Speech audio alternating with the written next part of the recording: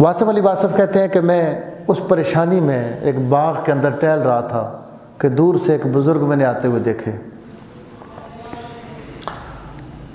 تو میں نے دیکھا یہ بھیک مانگنے والا ہے، تو اسی نظر سے میں نے دیکھا تو وہ میرے قریب آئے اور کہنے لگے اور کچھ دو نہ دو، نفرت سے تو نہ دیکھو، سائل کو جھٹکی تو نہ دو۔ کہتے ہیں بس اتنی بات انہوں نے کی، میں پریشان تھا اپنی کسی مشکل میں، سوچ میں، پریشانی میں، امت کی سوچ، ملک کی سوچ، ذاتی سوچیں، تو ان بزرگوں نے میرے دل کی باتیں کرنا شروع کر دی، جو ذہن میں آتا جاتا وہ باتیں کرنا شروع کر دی۔ پھر میں نے کہا اچھا اور کوئی حکم؟ تو کہنے لگا ہمارا تو وہی سوال ہے۔ کہتے ہیں کہ مجھے کہنے لگے ہم سے تمہیں زیادہ فکر ہے، تمہیں زیادہ پریشانیاں ہیں؟ یاد رکھو بادشاہی کا اور نبوت کا سفر کنعان کے اندھیرے کنویں سے شروع ہوتا ہے۔ یوسف علیہ السلام کا جو بادشاہی کا سفر ہے، بادشاہت بھی ملی، پھر یوسف علیہ السلام کو نبوت بھی اعلان کروایا گیا، لیکن ابتدا میں جو مشکلات آتی ہیں، کنویں میں ڈالا جاتا ہے، بیچا جاتا ہے، جیل کی مشکلات ہیں، سب سے گزر کر پھر اللہ تعالیٰ پھر وہ عزت اور عروج عطا فرماتا ہے۔ تو یہ تو زندگی کا حصہ ہے، کچھ ملتا ہے تو پہلے پریشانیاں آزمائشیں آتی ہیں۔ کہتے ہیں میرے دل کی باتیں کرتے گئے، پھر میں نے پوچھا اور کوئی حکم؟ کہنے لگا ہمارا تو وہی سوال ہے، کچھ دو۔ تو کہتے ہیں کہ میں نے اپنی جیب میں سے بڑی احتیاط کے ساتھ 200 میں سے 5 کا نوٹ نکالا اور انہیں دیا، اور میں نے کہا کہ اب مزید بھی مجھے کچھ علم کی باتیں بتائیں۔ کہنے لگے اتنا کافی ہے، تمہارے 200 میں سے میرے لیے 5 نوٹ نکلے ہیں، میرے علم میں سے جتنا نکل گیا ہے کافی ہے۔ کہتے ہیں میں نے کہا کہ پھر ملاقات کب ہوگی؟ انہوں نے کہا ہوگی، ضرور ہوگی۔ واصف کہتے ہیں میں نے کہا مجھے پتہ اپنا بتائیں۔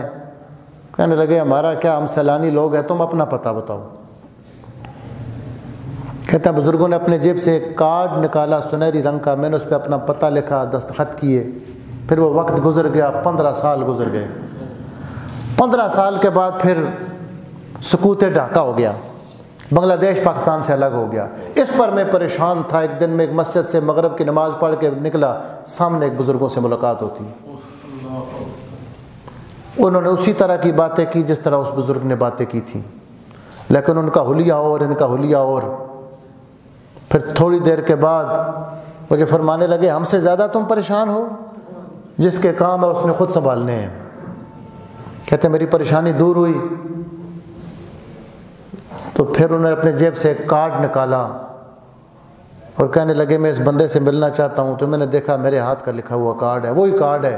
میں حیران ہوا تو کہنے لگے پریشان نہ ہوا کرو، ہم سیلانی لوگ ہیں، چلتے پھرتے رہتے ہیں، ہمارے چولے بدلتے رہتے ہیں، ہم ایک ہی ہوتے ہیں۔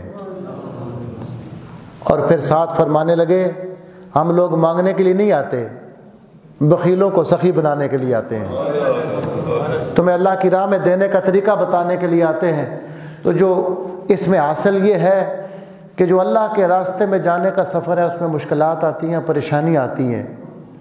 رسول اللہ صلی اللہ علیہ وسلم نے فرمایا، یہ مسلم شریف کی حدیث ہے، عجبا لامر المومن، فرمایا جس کو ایمان مل جائے اس کی شان بڑی ہے۔ حضور نے فرمایا عجیب شان ہے ایمان والے کی، تکلیف آئے تو صبر کر کے خدا کو راضی کرتا ہے، نعمت ملے تو شکر کر کے خدا کو راضی کرتا ہے۔ حدیث میں آتا ہے جب بندے کو نعمت ملتی ہے بندہ شکر کرتا ہے، اللہ فیصلہ فرماتا ہے اسے 3 گنا اور دینی ہے۔ قرآن مجید میں فرمایا لئن شکرتم لازیدنکم، جو نعمتیں دی ہیں اگر تم اس پہ شکر کرو گے میں خدا ہو کر ضرور وعدہ کرتا ہوں کہ ضرور تمہیں زیادہ دوں گا۔ نہ بھی اتنی تاکیدیں ہوتی، پھر بھی ایسی بات تھی، لیکن ہمارے لیے ذرا تاکید ضروری تھی کہ ہم لوگ فوراً بات کو نہیں مانتے۔ فرمایا لا ازیدنکم، یہ عالم ہے یہ بیٹھے ہوئے ہیں، لام بھی تاکید کے لیے، اور پھر صرف نون خفیفہ سے لا ازیدنکم ہوتا پھر بھی کافی تھا، پھر آگے اس کے اوپر نون کے اوپر پھر شد ڈالی گئی۔ فرمایا کہ اے میرے بندو جو دیا ہے اس پہ شکر کرو، میں وعدہ کرتا ہوں ضرور تمہیں زیادہ دوں گا۔ اتنی تاکید کے ساتھ اللہ تبارک و تعالیٰ نے فرمایا، تو جو اللہ تعالیٰ کی دی ہوئی نعمتوں کا شکر کرتے ہیں اللہ پہلے سے کہیں زیادہ انہیں عطا فرما دیتا ہے۔ تو اللہ تعالیٰ کا کبھی بھی شکوہ اور شکایت نہیں کرنی چاہیے۔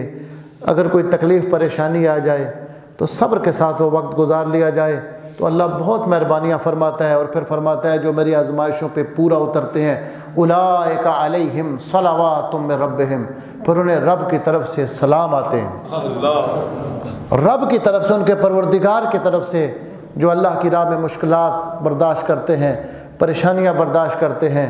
یہ راستہ انبیاء کا راستہ ہے، مقربین کا راستہ ہے۔ ویسے خود پریشانی مانگنی نہیں چاہیے، حضور صلی اللہ علیہ وسلم نے عافیت کی تعلیم دی ہے کہ اللہ عافیت ہی دے، لیکن اگر اس کی طرف سے آزمائش آ جائے تو پریشان نہیں ہونا چاہیے۔